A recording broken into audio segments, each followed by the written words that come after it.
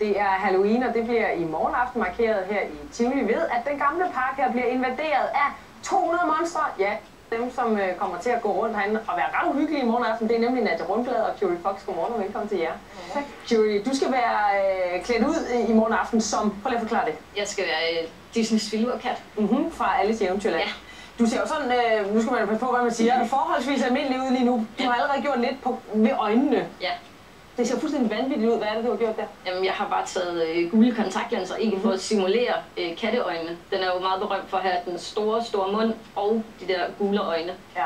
Jamen, går du i gang med at lave munden, så kan vi lige høre dig, Nadia. Hvad skal du være i morgen aften? Jamen, jeg skal være sådan min egen fortolkning af Medusa fra græsk mytologi.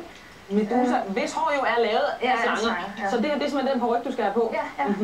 Og indtil videre har du puttet noget i ansigtet. Ja. Og hvad er det? Det er en grundfarve? Ja, det er bare altså en grundfarve. Og så vil jeg så nu lægge nogle skæl på. Fordi hun er sådan lavet af fiskeskæl, eller hvad? Altså slangeskæl. Der er jo mange fortolkninger, som det er sådan min version af det. Og hvordan kommer man til at se sådan ud? Ja, det vil du faktisk give en lille træk til. Ja, det er sådan rimelig simpelt. Jeg har bare taget sådan en helt almindelig netstrømpe her. Og så tager jeg det med lidt farve. Jeg ved ikke, om jeg kan. Og vi ryster en lille smule herinde her til morgen, så man måske kan se det der, fordi det er pivhamrende koldt. Ja. Hvad gør det, når du... Hvad er det, det giver for en effekt? Ja, nu kan man ikke se det tydeligt, men det skal få sådan noget, det får noget skæl-effekt, sådan. Altså sådan, det er rimelig sådan hjemmelig version. Gang, så kan det være, at kameraet kan fange den der. På en måde, ja. Og det skal du simpelthen have lavet på, altså er det på hele kroppen, eller hvad? Nej, det er altså lidt hister her, så det er sådan lidt. Okay. Hvad glæder du dig allermest til ved i morgen aften, når du skal rende rundt herinde og være uhyggelig? Det ved jeg ikke. Altså, det er jo stemningen, og det er jo virkelig hyggeligt. Du siger, du er hyggeligt. Jeg vil måske mere kalde det for uhyggeligt. Det er jo også sådan, hvordan man ser på det, kan man sige. Ja. Hyggeligt uhyggeligt. Ja. Hvad glæder du dig allermest til, Curie?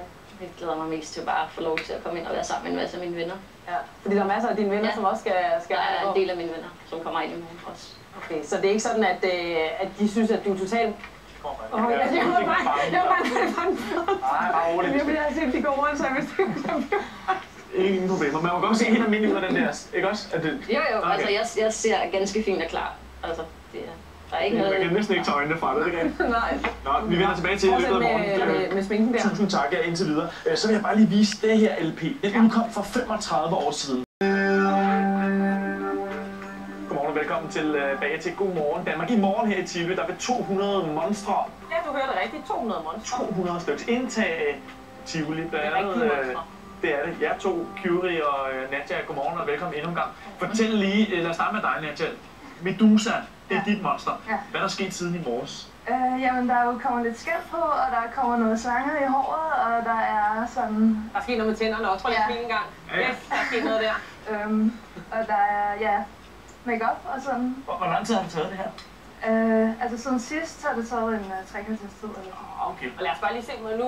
Prøv en gang bare kigge ind i kameraet, så kan jeg lige fortælle det der, hvis man ikke så med tidligere. Det her, som du har lavet, det her skældagtige lignende. Ja, det gjorde du faktisk ved at lægge en strømpe, sådan en netstrømpe hen over huden, og så masse får du altså den der effekt. Det er bare lige en lille tip, hvis man sidder hjemme og tænker, jeg vil også være Medusa. Men hvordan bliver man så filurkatten?